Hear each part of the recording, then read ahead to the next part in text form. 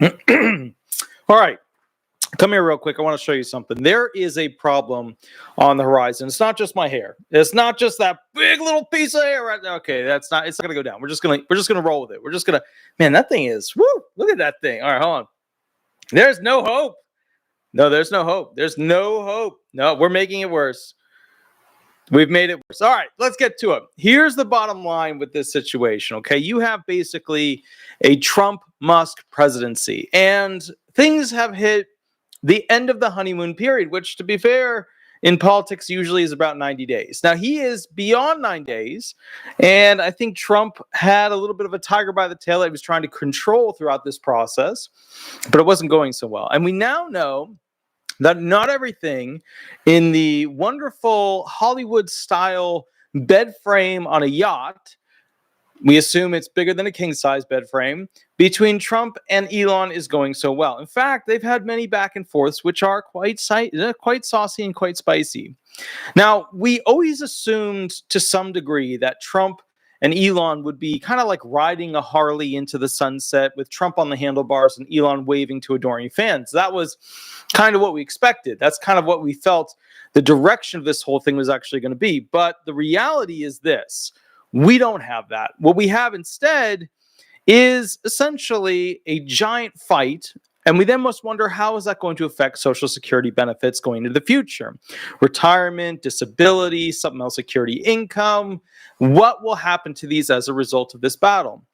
Now, both were in the office promising that Social Security benefits will not be touched. Then they touched them, and then they promised that they will be more, safe and more capable of helping people. But then they touched them again and promised that they will be more fit and svelte. And then they touched them and said, yeah, they'll be hyper automated.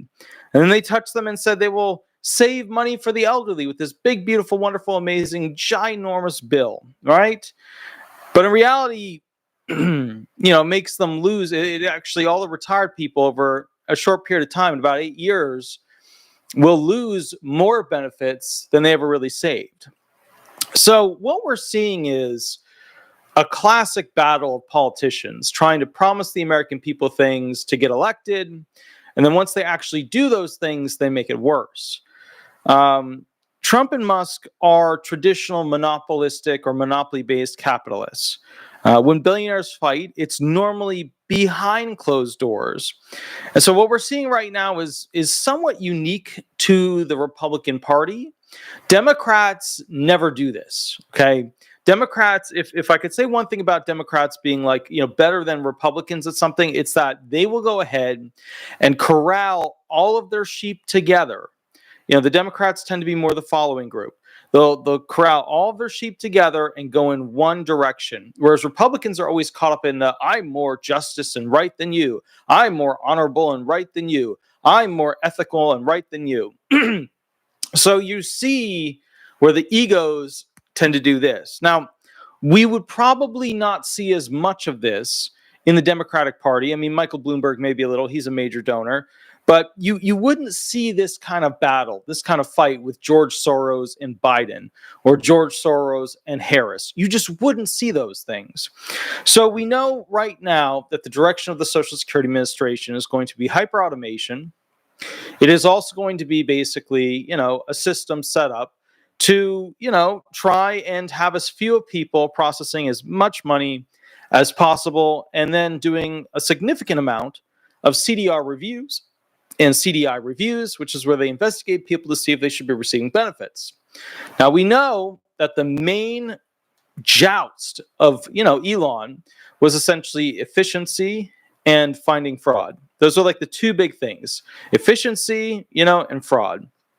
And we know that during the Biden administration, tens and tens of millions of immigrants were brought into this country. Well, they came into this country illegally. And then as a result, some of them were able to manipulate by stealing Social Security numbers, Social Security cards, etc. of actual Americans and live the lives of those people. Sometimes we wouldn't know what happened to those American citizens. They would just magically disappear. So the assumption is something happened to them because they just couldn't be found on this planet Earth. So the bottom line is, now that we're seeing this cleanup action list, right, where they're trying to go ahead and complete having a more protected system, what we're seeing is a lot of fraud popping up. We're seeing the fraud basically going into, okay, this individual was living as this person was stealing money from a deceased, parent, blah, blah, blah, blah, blah, so on and so forth. What I foresee, because of this whole Elon and Trump breakup, is that there will be a shift away from Trump trying to make Elon happy in the long-term sense. I believe that they will come back together. I believe that they will be okay. You know what I mean?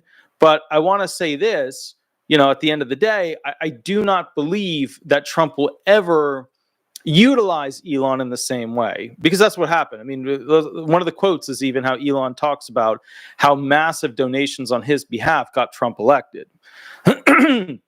Let's go through some of the basic things here, and then I'll go into specifics about these upcoming Social Security changes, modifications that we can expect from this entire situation. Now, it was just released by Reuters that Trump is not interested in talking to Musk. That was what the White House official stated, and that was released literally minutes ago, 28 minutes ago. Okay. Basically, Washington had this to say about U.S. Trump. He's not interested in talking with the former ally Elon Musk amid a bitter feud over the president's sweeping tax cut bill. A White House official said on Friday, adding that no phone call between the two men is planned for the day. A separate White House official had said earlier that Trump and Musk were going to talk to each other on Friday. Okay, so it's not happening. This is the end of the week. Trump probably is going to take the weekend, so maybe Monday. But remember, Trump is also old school 80s style CEO. So, his style is pound the fist and then make people afraid by ignoring them. And so that's kind of the basic function of this particular situation. Now, here's kind of something that you need to know about, what's going on. So, we've got essentially Trump, the world's most powerful leader, Musk, the world's richest man, although probably not over the next couple of weeks, because his companies are going to lose massive, massive worths of, equity, because of what's going on, which is going to go ahead and calm Elon down a little bit, because Elon's throwing mud left and right now.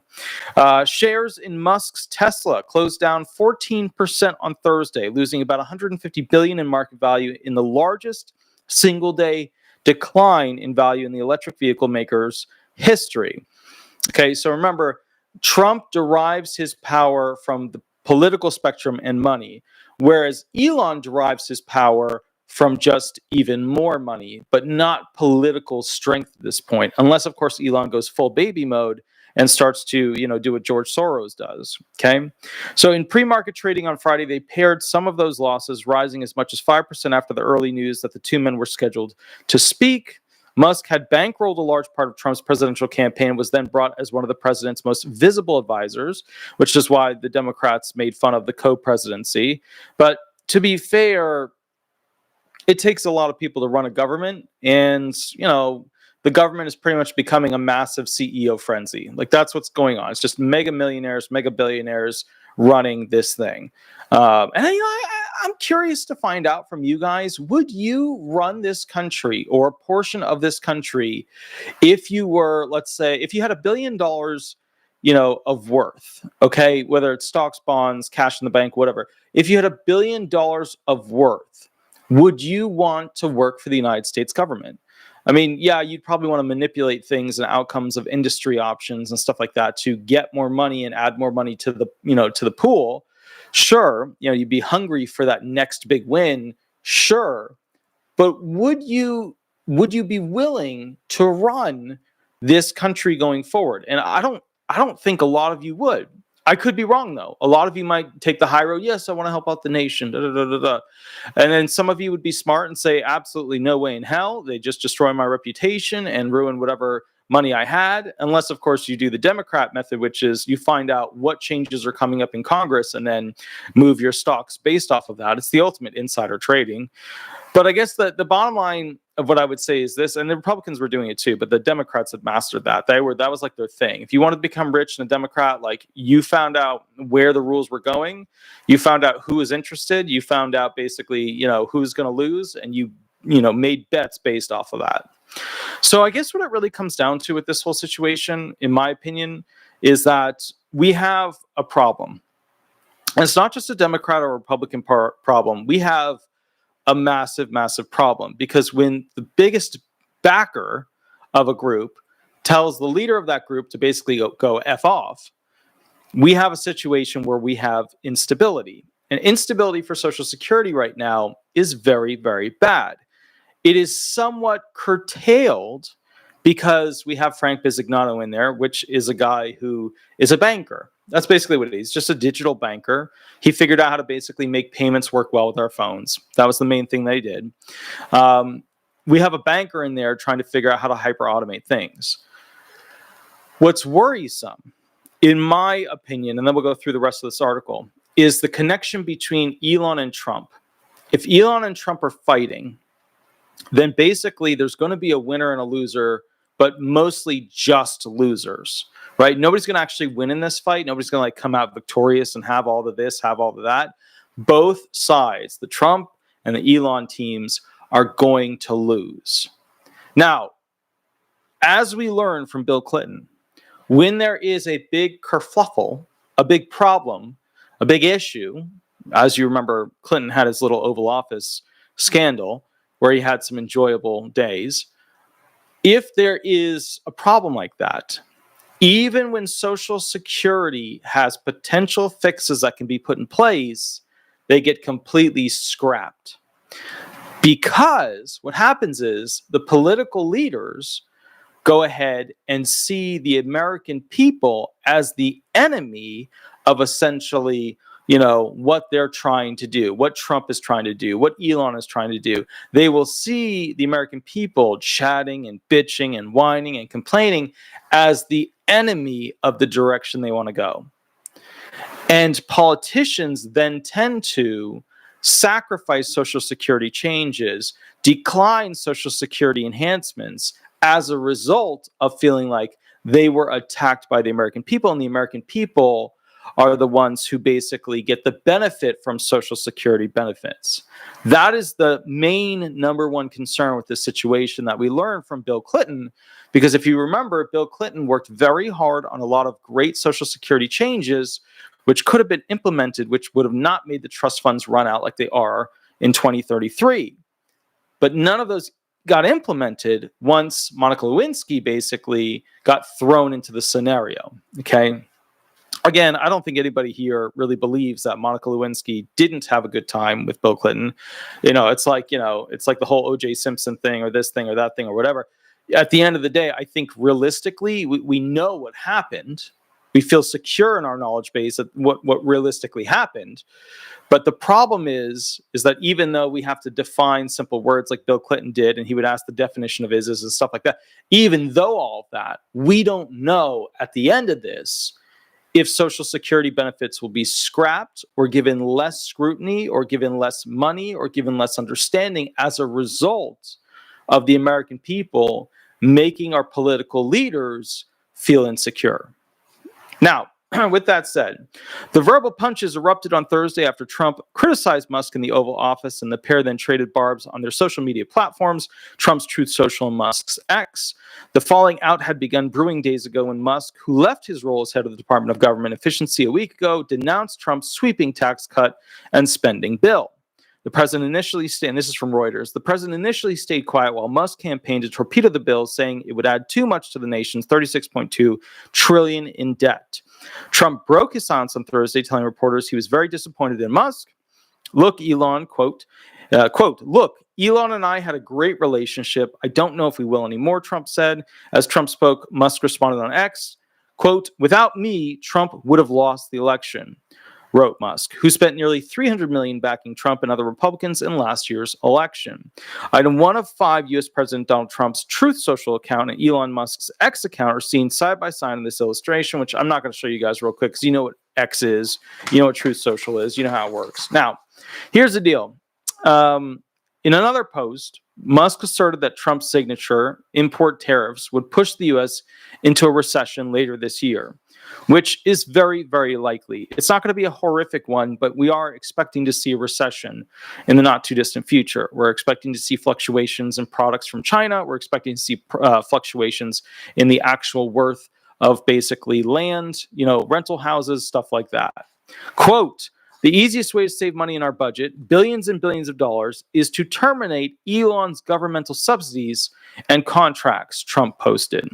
Minutes after the closing bell, Musk replied yes, quote, to a post on X saying Trump should be impeached, something that would be highly unlikely given Trump's Republicans hold majorities in both chambers of Congress.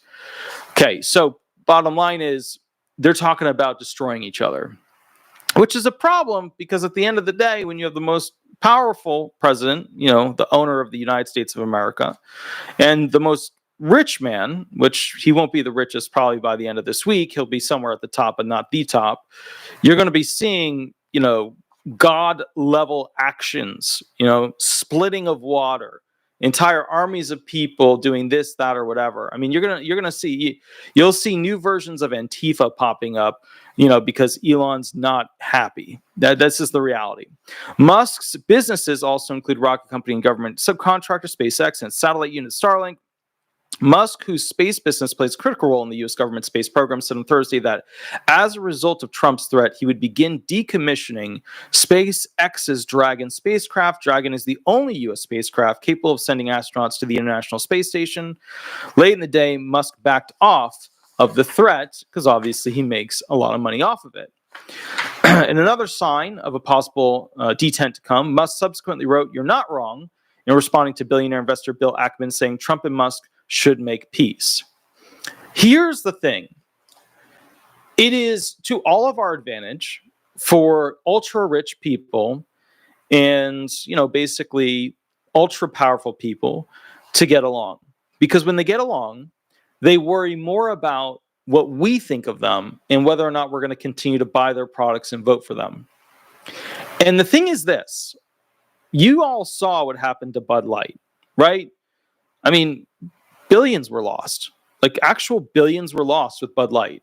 Imagine if that happened to SpaceX. Imagine if that happened to Tesla. Imagine if that happened to any of the other, not the boring company that he has isn't exactly a wowzer, but, like Neuralink, stuff like that. But the point is, imagine that. Imagine if Musk started to mass lose funds. He would go back into recessive mode quickly because at the end of the day, Trump holds the power. He holds the power for, essentially another 3.5 years. And while Elon made the comment, hey, I'm going to be around for another 40 years, I think the reality here is that Trump, while in office as president, could make Elon's life terrible. But the cost is absolutely horrific. If Elon were to go ahead and make Trump's life miserable, Trump could use the same techniques that were illegal, in my opinion, and to weaponize the Justice Department, as it was used against Trump. Because remember, I represent real criminals, like criminals at the highest level where they've got, 20, 30, 40, 50 counts against them, stuff like that. I represent people where there's felony after felony after felony after felony. And, granted, Trump did illegal things, but he is not at the same level of the people that I work for. Those are two different individuals. Those are two completely different existences. And I know some of you will say Trump is the most evil thing on planet Earth. No, Trump just has more reach. But what he does is not the most evil things on Earth. I represent some of the people who do the most evil things on Earth. Okay, and have become disabled as a result of people fighting back with them. But the point is, when it comes to Trump and Musk, we want them to get together and be okay, because then they go back to trying to make our lives better. So to give you an example, a lot of things, right? Let's say, if there wasn't somebody trying to innovate to make a grocery, let's say a refrigerator or a dishwasher or a computer or even a rocket ship. Because remember, in the future, we're going to take all of the resources out of the Earth. We're going to use them all up. And then at that point, we're going to have to get resources from other rocks that are out there in the cosmos. So, the point is, if we don't have these people innovating for us and trying to feel like they have to make us happy, if there's a fight going on, we're going to go ahead and make fun of them, and then they're going to hate us, and then they're going to screw over the thing most personal to us, which are our Social Security benefits. So Trump and Musk are both political fighters with a penchant for using social media to attack their perceived enemies, and many observers had predicted a falling out. Yeah, I think people said that there would be a falling out, but to be honest with you, they were real quiet. They were real quiet. Some people, oh, they're going to end up hating each other. Blah, blah, blah, blah, blah. Yeah. On the very, very extreme left, because they were Republicans versus extreme, like, sure. But I don't think the independents from my world, like, we didn't think these two were going to get into a kerfluffle this soon or this much or say those things. I mean, they're throwing Epstein list stuff out there. Musk hit at the heart of Trump's agenda earlier this week when he targeted what Trump has named his big, beautiful bill, calling it a disgusting abomination that would deepen the federal deficit. So let's just be fair about this. Trump is trying to please the masses and the rich.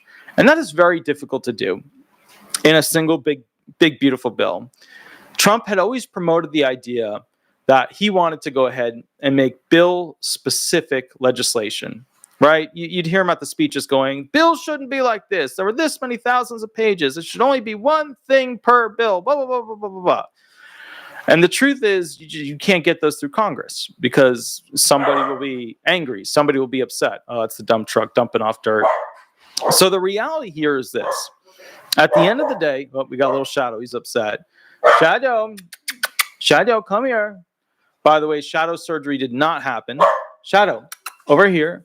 I'll explain that in another video, though. Shadow, oh, he's so angry. He's so angry. Shadow, come here. Come here, come here, come here. Help Daddy make the video. Help Daddy make the video. Okay, okay. Thank you. Thank you. Okay. So, with that said, oh, he's so adorable. Oh my goodness, he's so cuddly. All right, so with that said, we don't want these super rich fighting with each other. We want them trying to please us. Now, his attacks amplified a rift within the Republican Party that could threaten the bill's prospects in the Senate, got heated. Nonpartisan analysts say Trump's bill could add $2.4 trillion to $5 trillion to the nation's $36 trillion in debt. A prolonged feud between the pair could make it harder for Republicans to keep control of Congress in next year's midterm. Now, what they said right there is what Trump is thinking about. He's thinking about, oh shit, I'm going to lose the middle game. Okay. Go. He's going to go get the dump truck at 35 pounds. Shadow, come here. You'll hear it in the background. That thing's going to slam like that big door in the back. Shadow. All right, so here's basically the deal. Shadow, come here. Come here. No. Hey, come here. Come here. So here's what's going to happen. There's going to be a prolonged feud or a short feud. And this prolonged feud, I don't think is going to last. These Republicans tend to throw knives at each other. They tend to get real angry, real frustrated. I'm the honorable one. I'm the dictator of greatness. I'm the ethical beast of morality. A lot of bullshit on the Republican side when it comes to that, okay? None of these people are really this wonderful, cuddly, snuggly. None of them on the left either. The left are literally disenfranchising women. The left is right now working on how they're going to go ahead and try to convince young men to convert back to the left because they're all going to the right, because the young men have lost whatever it is to be a man. Well, who did that? It wasn't the Republicans. So, this whole war over who's the ethical beast of honor, who's going to take care of everybody, it's all bullshit. It's all bull. So anyways, they're saying, $2.4 trillion to $5 trillion is what the big, beautiful bill could potentially cost. A prolonged feud could be very bad. We're not going to have that. We're going to have a short feud, and then we're going to have a wedding celebration between Trump and Elon again. But remember, you have two massive egos that have to have their egos in the morning. Otherwise, they get a little hangry. All right. So additionally reported by these other individuals, there's basically some quotes. And I want to go through these quotes real quick so you know exactly what's going on. I want to give you these quotes with some directions so you kind of understand the backing. Quote 1. That Trump accuses Musk of opposing the tax bill over the EV subsidy cuts. Because, Trump is saying, well, Elon's just pissed because, these subsidy cuts, where we don't give Elon a bunch of money because he sells electric cars, that's going to make a huge difference. Let me walk you through that real quick, okay? Quote, he knew the inner workings of the bill better than anybody sitting here. He had no problem with it. All of a sudden, he had a problem, and he only developed the problem when he found out we're going to cut EV mandate, Trump claimed. Musk clarified, I'm fine with the cuts to EV credits as long as the Republicans remove the mountain of disgusting pork and wasteful spending from the bill. In other words, if you allow me to, just go ahead and translate billionaire for you, that's the big door that just, slammed on the dump truck. What they're saying is this: Elon is saying, I am not okay with these cuts. I like the money that comes from them, and they help me make basically my vehicles, better, more easy to make, and meet a lot of profitability.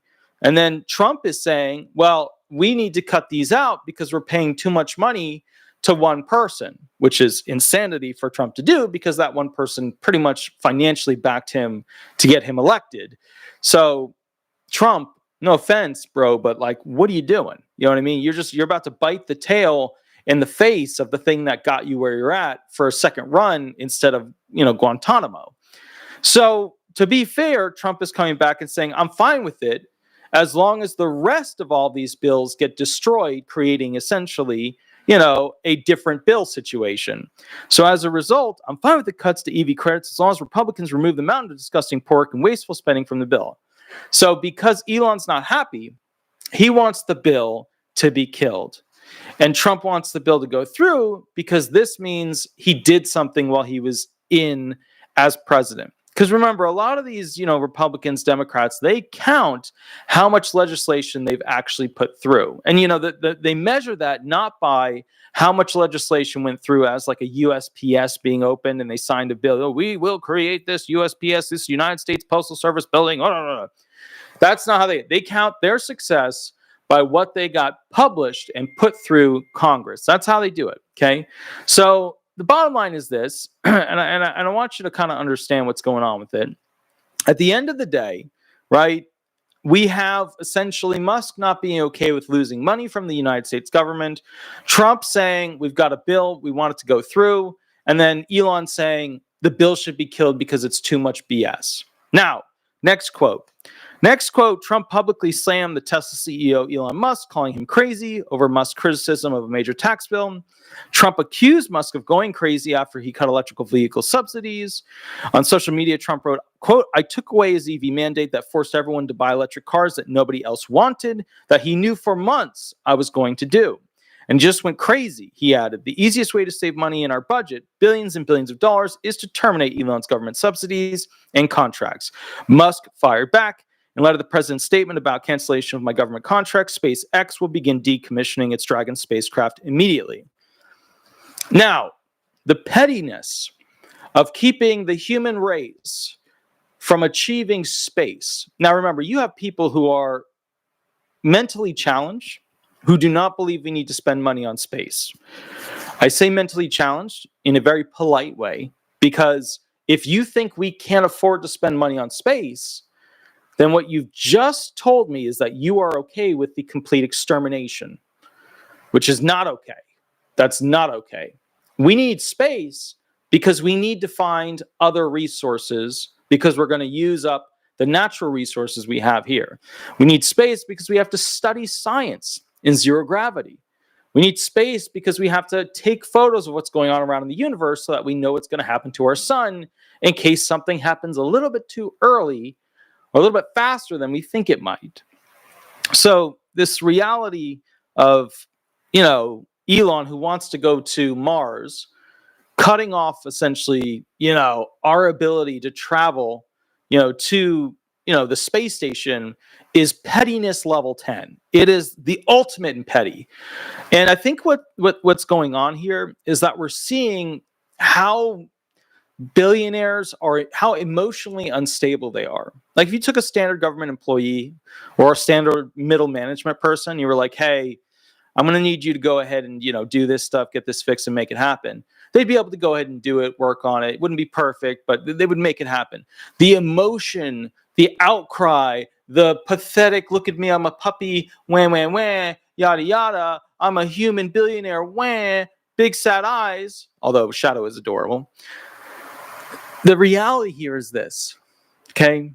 We're seeing all this human nature coming out, and it's really disgusting because the more human nature that comes out from these two, the more it makes humans look bad and likely to have problems. And the biggest problem, like I've said, is going to be Social Security, because the new changes are going to be ignoring Social Security because people made fun of the politicians and then they fought back.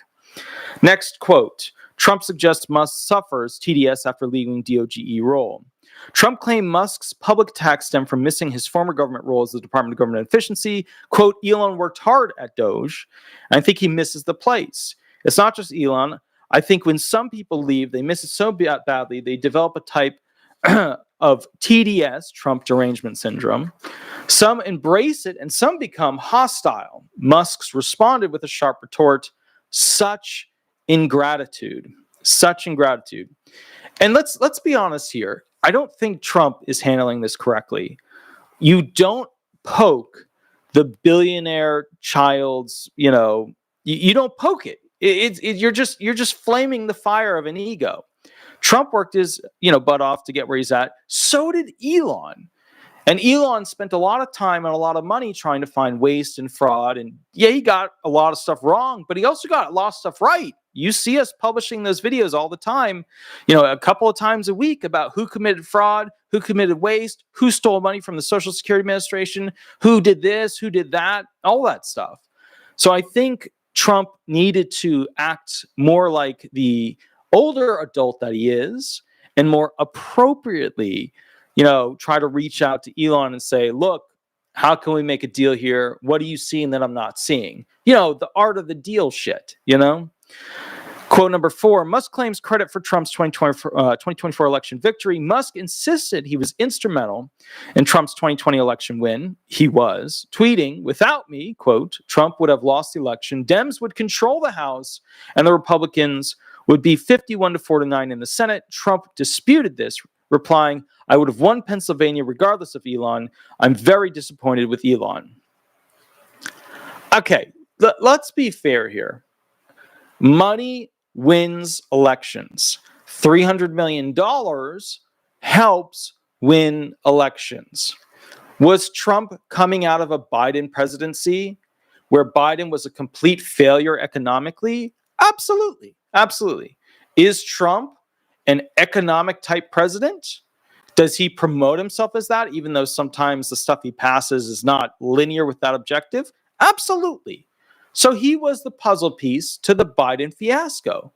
Some of you love Biden. I don't know how you could. Have you been to a restaurant? Have you been to the grocery store? I don't know how you could. But the point is, at the end of the day, right, not only that, but the amount of safety issues that you had in cities with all the immigration problems. I mean, you might live in a red state, so you didn't see a lot of that. But like the blue states, they had crime all the time. And a lot of it went unreported. A lot of it, people were just afraid to talk about it because they lived in a blue state. And if they said something about somebody, they were afraid that they were going to get persecuted against. So, just to be fair with this whole situation, and another thing too, you got to keep in mind, most of Pennsylvania is a Republican area. It's red throughout most of it. It's just whenever you look at the cities are blue because the cities are not about how do you achieve for yourself. They're about how does this giant organization, this massive, building with stone, support me in the life I want to have, right? And so, what people don't realize is that when you live in the city, you have to become a Democrat in many ways because you have to rely on these things that are these massive, gargantuan societal associates and corporations that define your well-being. You move to the country, it's you. You're out there, you're working, they pay you. You are the thing that makes your life happen. And that's why I think, to be honest, country people are a lot happier. But at the same time, the city, if you go into the cities, like nowadays, they're just basically propaganda machines. Like, they're constantly pushing this news thing, showing this on the page, some plastered thing on the side of the building. This is what's going on. This might happen to you. Oh my God. Blah, blah, blah. It's a propaganda machine. That's what it is. So that's what cities are.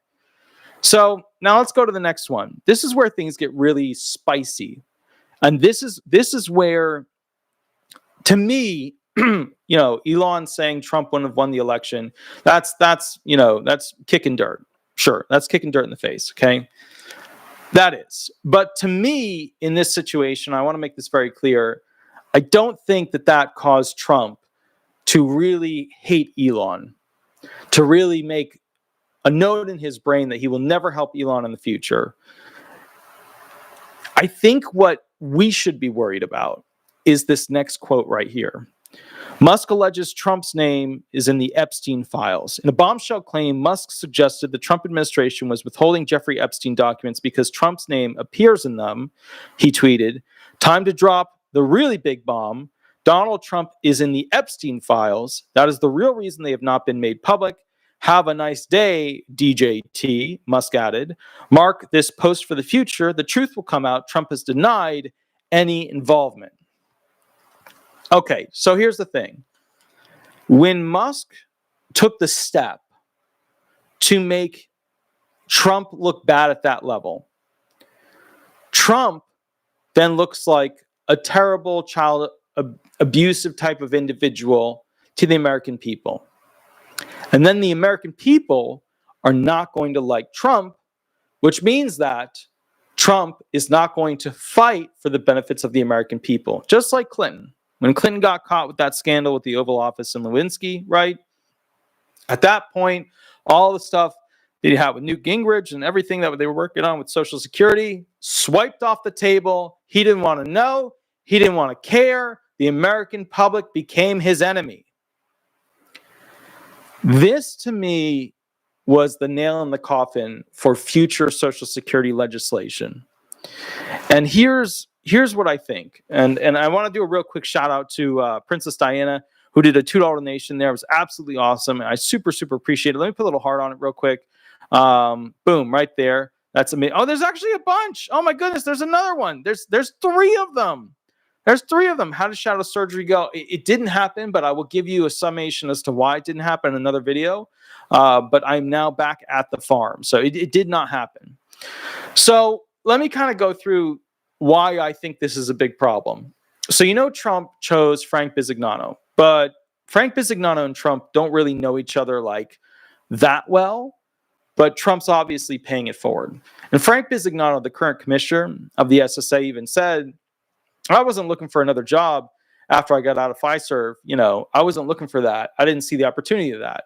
And now we see that, these politicians basically, they get to go ahead and sell whatever their stocks and bonds are and not get taxed to convert them into some other asset in case there's potentially some sort of conflict of interest, which, to be fair, he could, modify and upgrade and change out a lot of his investments right now from just being one potential stock, which to him, he'll save, could be 80 million, 90 million, whatever dollars worth of potential taxes.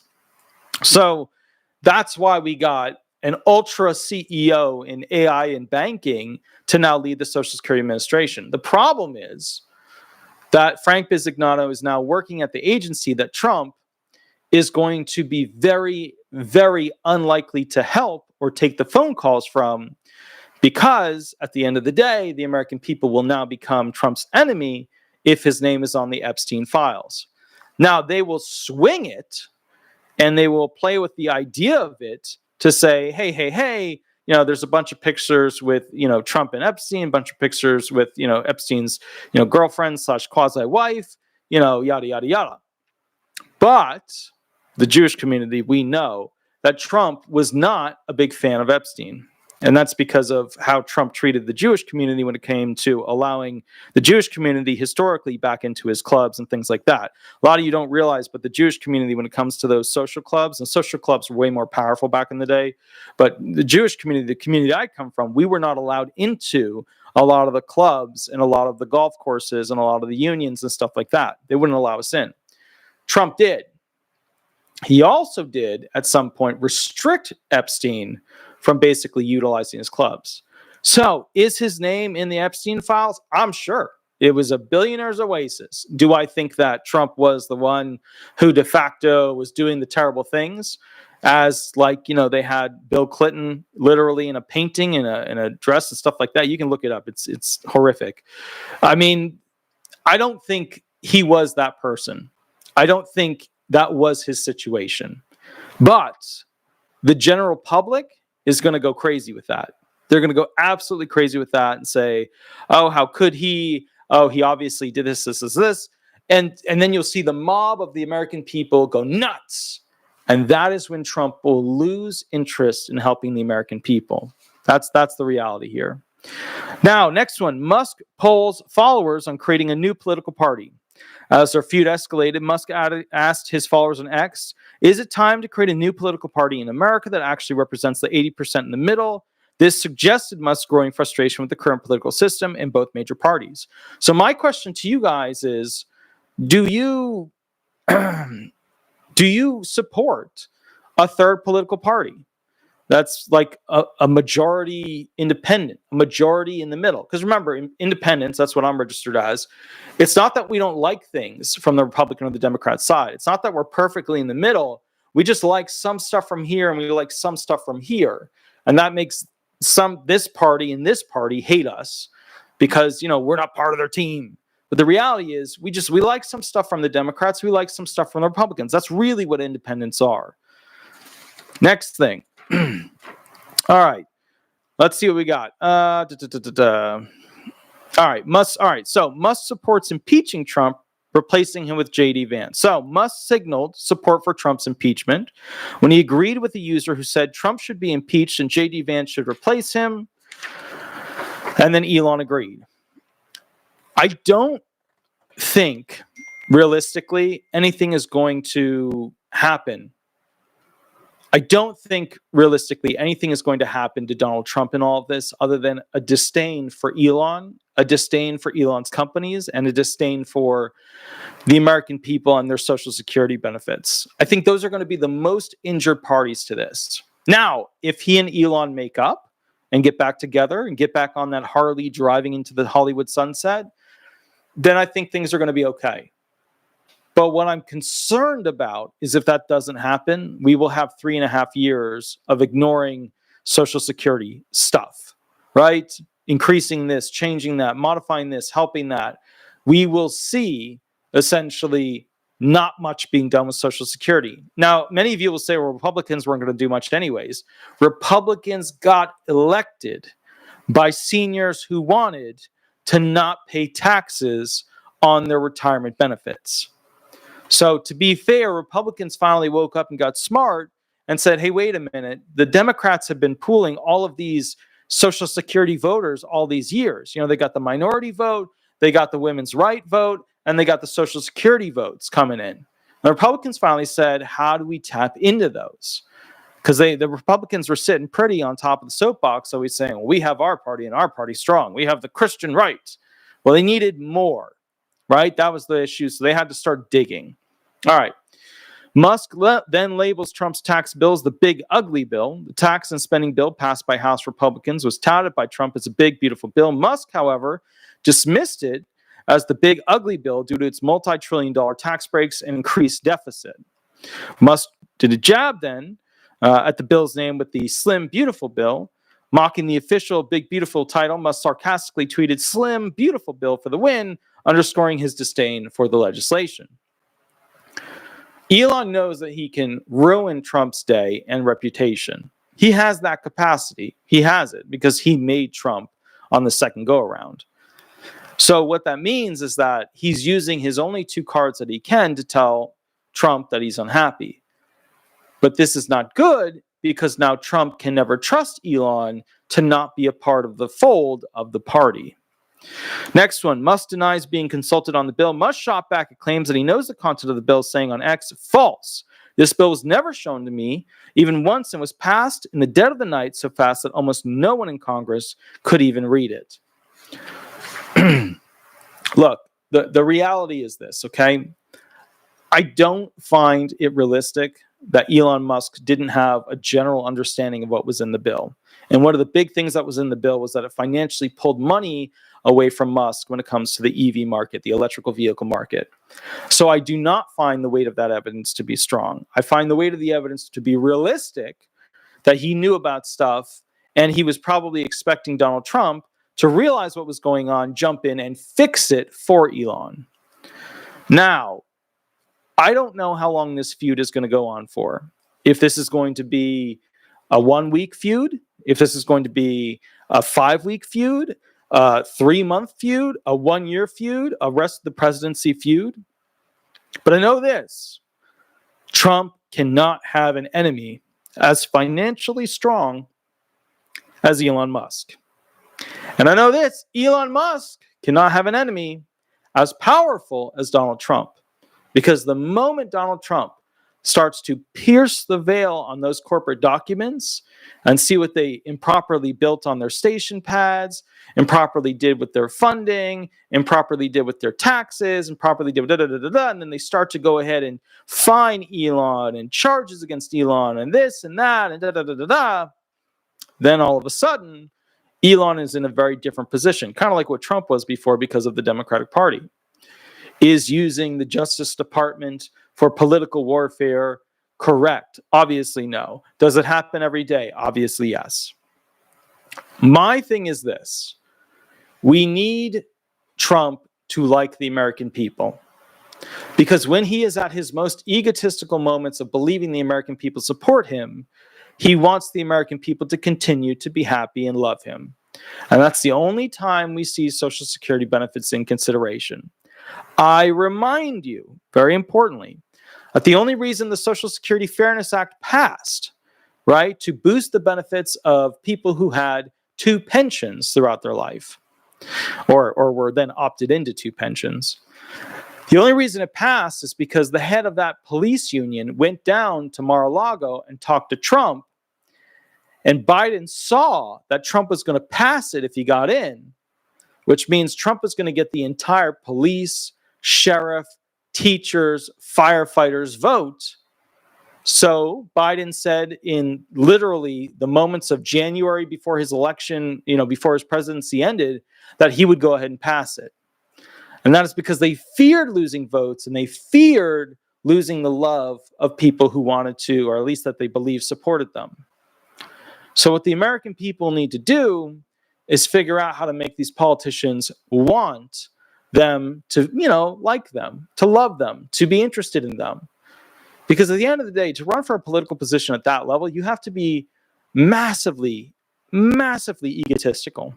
Think about it. In order to run to be president, vice president, a senator, a House rep, you have to be so unbelievably egotistical. A lot of them sell it as, serving the people. It's bullshit. It's all self-serving. They are feeding themselves entirely within based on the accomplishments that they can deal with on a day-to-day basis. Because let me tell you a secret about the rich. When you have so much money that you can do anything you want every day for the rest of your life, it no longer becomes fun. I'll say it again because most people who aren't part of like the rich or the ultra rich, they don't know this. Right? Most people that are like, low income, middle income, even middle upper income, they don't know this. What happens to the rich, this is why a lot of their children, unfortunately, take their lives in that situation. But what happens to the rich is this. If you can do something that you think is fun and enjoyable every day for the rest of your life, because you can afford it and not have to do anything else, it ceases to be enjoyment. It ceases to be fun. They literally, as politicians, derive fun from our acceptance of what essentially they want and desire, which is our appreciation of them. Because when you have unlimited money, you just want other people to love you. That's the reality. When Elon did the whole Epstein thing, my concern with Social Security benefits is that if the people start to go after Trump, Trump will then go into Bill Clinton mode like he did with the whole Oval Office thing. And then at that point, we won't be seeing any legislation for the Social Security Administration. We won't see benefit boosts, administration costs increase, for them to be able to run the SSA more efficiently and have more people hired and more technology put in. We won't see that stuff. Frank Bizignano will be halted in his actions. So that is what I'm really concerned about at this point. And I think that's a really big thing. The Winch said $10 donation, super appreciated. Let me put a little heart on that. That's awesome. We haven't seen the GPO check yet, and SS don't answer their phones. I don't believe they exist. So yeah, so the 800 number is just total crap show right now. It's not good. When it comes to the GPO check, that was supposed to be part of this big beautiful bill, and it's not even what they actually promised when they were trying to become the political party that they were as Republicans. So it's a really tricky situation. Now, do I think that Elon Musk and Trump will get back together? The band will get back together? I think that they will have an understanding, but they will never be like they were before. I think that realistically, Trump will, in the future, allow Frank Bizignano to do what he wants to do. And Frank Bizignano wants to feed the ego and basically, make the SSA more efficient, make people happy, etc. I do not believe Frank Bizignano has the same interest in becoming president as like Commissioner Martin O'Malley or Donald Trump or any of those guys. He just doesn't strike me as the person who really wants that. So as a result of this, I don't know how passionate Frank Bizignano is going to be as the current commissioner of the Social Security Administration with pushing things forward. But I do know this: Frank Bizignano is a mission completion expert. He will burn something down to see a success. He will, but at the same time, he is a mission completed, successful CEO type of guy. So I think we have an interesting opportunity to see what this type of commissioner can do. All right, with that said, at the end of the day, all of this is up in the air. We don't know what's going to happen. We just don't. We know historically what has happened. We know going forward, we have no idea in the spectrum of analysis what the earth could do, how Trump could change things, etc. Some of you will disagree with me and say Trump will want to get the people back on his side and he'll start pushing legislation for Social Security because that's a great way to get right to the American people when it comes to federal benefits. Maybe, but that's not how super egotistical people work, right? Bill Clinton, same gig. Monica Lewinsky, right? Epstein, Trump, kids, same thing. It's abuse. It's abuse. How do you recover from that? Because that's worse than being called. That's worse than being called a racist. Worse than being called a racist, although racism, being called that doesn't really hold much water anymore. But worse than that is an abuser, is a predator, and that is what Elon just threatened Trump with. So I think if Trump has learned from his first presidency, it is to calmly slow the situation down and apply a fire extinguisher. But that's not what's going on right now. Trump is doing a little bit too much offense and not enough defense. With that said, I will catch you all at the next video. It's going to be around 12-ish. I have to meet with a person basically at 11 and then work on some phone calls. I will catch you all a little bit later. You have a wonderful, wonderful day, and I will see you in about an hour to go over the next video, which is about a new emergency kill switch that has been built into the Social Security Administration for killing benefits. So it's a new emergency kill switch that has been created at the SSA. All right. I will catch you all a little bit later. We'll do that video in about an hour. Attorney Walter Hnot, hope all is well, and we will rock and roll from there. Thank you so much. Please remember to like and subscribe. Remember to hit that like button. Also go over to Google, type in Disability Resolution Law Firm or Disability Resolution Florida. Throw some stars up there. I always love seeing those stars. They always kind of cheer me up. With that said, I go live on Mondays and Thursdays. I will go live today because I fell asleep last night because of the whole hoopla with shadow surgery and the emotional ups and downs. With that said, just to be clear, I do have 1 hour private sessions where basically you can buy a 1 hour private session with me to go over disability questions. I will catch you all a little bit later in about an hour and a half-ish, hour about 10 minutes, hour 20 minutes, and we will go from there. Attorney Walter Hnot, thank you so much and have a wonderful, wonderful day. All right, bye-bye, everybody. Bye-bye.